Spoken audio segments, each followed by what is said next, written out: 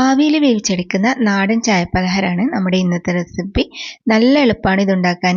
ചായക്കടിയായിട്ട് മാത്രമല്ല നമുക്ക് ബ്രേക്ക്ഫാസ്റ്റ് ആയിട്ടും ഒക്കെ കഴിക്കാൻ പറ്റും. അപ്പോൾ നമുക്കിതെങ്ങനെ ഉണ്ടാക്കുന്നതെന്ന് നോക്കാം. ഇതിനായിട്ട് നമുക്കൊരു നേന്ത്രപ്പഴമാണ് വേണ്ടത്. നേന്ത്രപ്പഴം നല്ല പഴുത്ത വലിയ സൈസിലുള്ളത് നോക്കിയിട്ട് എടുക്കുക.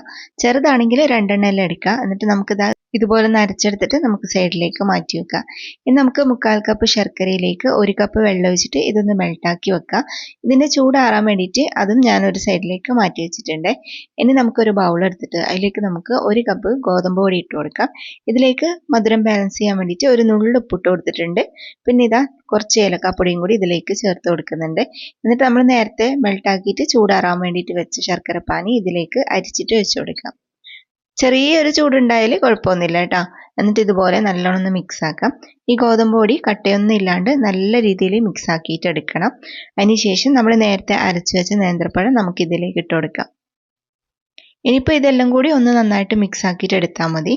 ഈ നേന്ത്രപ്പഴം ഗോതമ്പ് പൊടിയിൽ നന്നായിട്ട് മിക്സ് ആയിട്ട് വരണം. ആ ഒരു രീതിക്ക് നന്നായിട്ട് മിക്സ് ആക്കി എടുക്കണേ. അപ്പോൾ ഇത് മിക്സ് ആക്കി എടുത്തിട്ടുണ്ട്.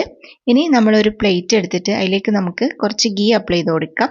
അപ്പോൾ ഇതേപോലെ നന്നായിട്ട് നെയ്യ് പുരട്ടിയതിന് ശേഷം നമുക്ക് തയ്യാറാക്കി വെച്ച ഈ ഒരു കൂട്ട് ഇതിലേക്ക് ഒഴിച്ചു കൊടുക്കാം. ഇത് മുഴുവനായിട്ട് നമ്മൾ ഇതിലേക്ക് ഒഴിച്ചതിന് ശേഷം നമുക്കിതിൻ്റെ മുകളിലേക്ക് കുറച്ച് നട്ട്സ് ഇട്ട് കൊടുക്കാം. ഞാനിപ്പോൾ കുറച്ച് മുന്തിരിയും കുറച്ച് അണ്ടിപ്പരിപ്പും ഇതിൻ്റെ മുകളിലേക്ക് ഇട്ട് കൊടുത്തിട്ടുണ്ട്. നിങ്ങൾക്ക് ഇഷ്ടമുള്ള ഏത് നട്ട്സ് വേണമെങ്കിലും ഇട്ട് കൊടുക്കാം കേട്ടോ.